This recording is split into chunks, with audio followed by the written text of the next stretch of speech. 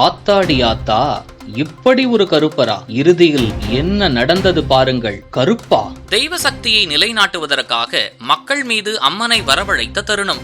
அக்னியிலேயே அவதரித்த 18ஆம் படி கருப்பு, கட்டுக்கடங்காத கொல்லிமலை சின்ன கருப்பு, மேலும் 7 முத்துமாரியம்மன். சிவகங்கை மாவட்டம் காளையார்கோவில் வட்டம் மடத்தான் புஞ்சையில் அமைந்துள்ளது அருள்மிகு ஸ்ரீ முத்துமாரியம்மன் ஆலயம்.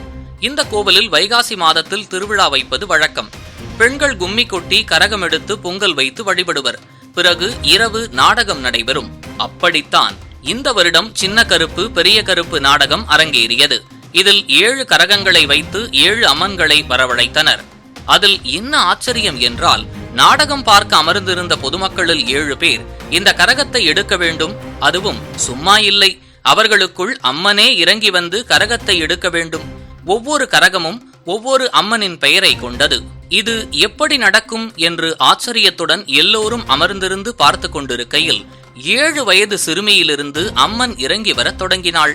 சரியாக 7 பேருக்கு அருள் வந்தது. அவர்கள் ஒவ்வொருவரும் கரகத்தை எடுத்து கோவிலை சுற்றி வந்து கரகத்தை தலையில் வைத்து ஆடத் தொடங்கினர். பார்ப்பதற்கே கண்கொள்ளா காட்சியாக அது இருந்தது. பிறகு ஒவ்வொருவராக அந்த கரகத்தை இறக்கி வைத்தவுடன் அம்மன் அவர்கள் உடலை விட்டு சென்றது. இந்த ஆச்சரியம் நடந்து முடிப்பதற்குள் சின்ன கருப்பு பெரிய கருப்பு நடனம் தொடங்கியது.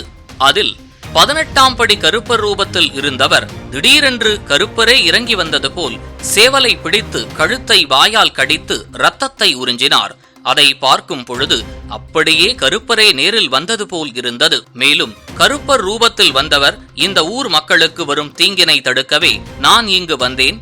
மேலும் இந்த மக்களில் யாருக்கும் வில்லி சூன்யம் ஏவல் காத்து கருப்பு ஏற்படாமல் இருக்க நான் காவல் நிற்பேன் என்று அவர் கூறினார்.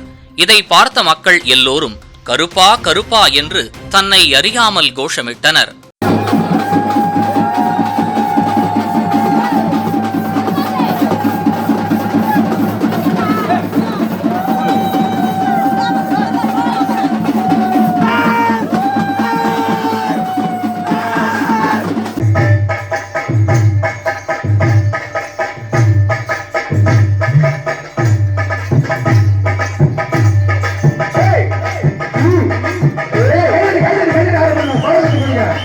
எல்லாம்